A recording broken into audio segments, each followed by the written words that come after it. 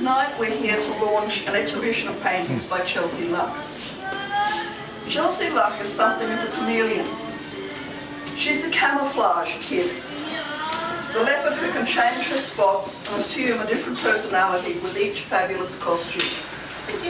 Am I speaking about the person, the artist, or her artwork? I'm speaking about all three. The persona who is projected into Chelsea's pictures is something of an alter ego. This entity is the heroine, part femme fatale, part little girl, part sophisticated, and indeed the heroine in a visual saga that's a version of the French notion of a roman éclat, literally a novel with a key, a story about real life overlaid with a facade of fiction. The girls juggle their exchanges with people and the world between fact, fiction and fantasy. Chelsie choreographs her stories, but allows the elements of chance and serendipity to shape the action. The narrative unfolds in a series of visual images that happens in a particular space or place where time is captured within the framework of the painting. The heroine in this visual narrative is almost an ordinary person, but somebody who has been thrust into extraordinary situations. The paintings sometimes have an autobiographical tilt. They refer obliquely to the artist's experiences, but to fact and fiction. Relationships with friends, family, lovers, perfect strangers, and even mythic creatures of influence. Our heroine tends to work through the dramas in her life in often exotic settings to eventually prevail and become the mistress and the star of her own destiny. Part of the fascination is the implied intrigue. The faces in the painting seem to reflect aspects of Mata Hari and Miss Fisher, but they also wear distinctly Chelsie Luck masks.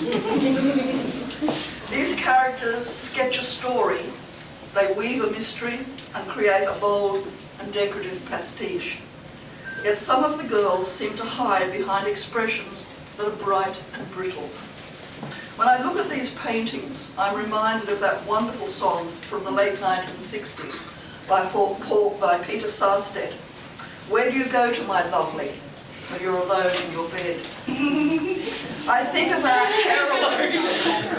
our heroine talking like Marlene Dietrich and dancing like the fabled Zizi in Jean Maire. I imagine her dressed by Balmain, wearing diamonds and pearls in her hair, receiving a racehorse from the Aga Khan, skiing in San Moritz and sipping Napoleon brandy.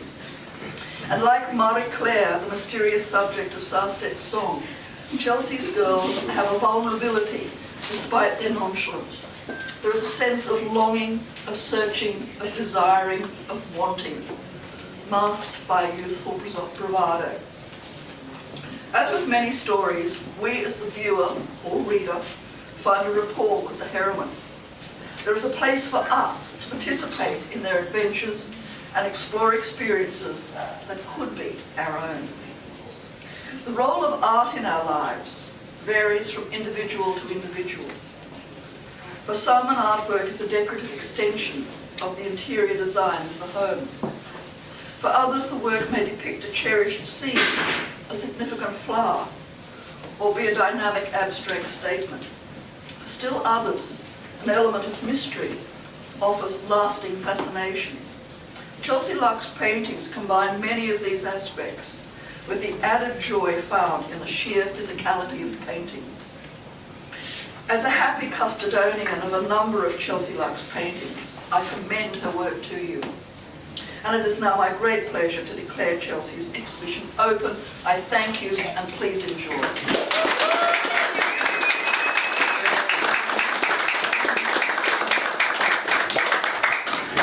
Speech, madam.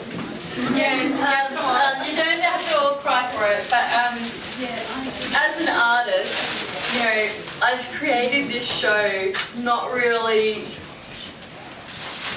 knowing how to verbalize it and how to make it make sense to people who haven't made it, which is me. And like for the last few months I've been painting and working really hard. And Sandy, she spoke of that song, and that's one of my favourite songs. And you don't like it feels like a real soul connection that you could draw that out of my paintings, and that's what I want. I want people to, you know, yes, sometimes paintings do have to be a bit decorative, but you know, it's also an extension of myself, and it's been a real stressful time, and I'm so happy for all of you to be here, really, because you've really made this, like, I feel like I'm doing something.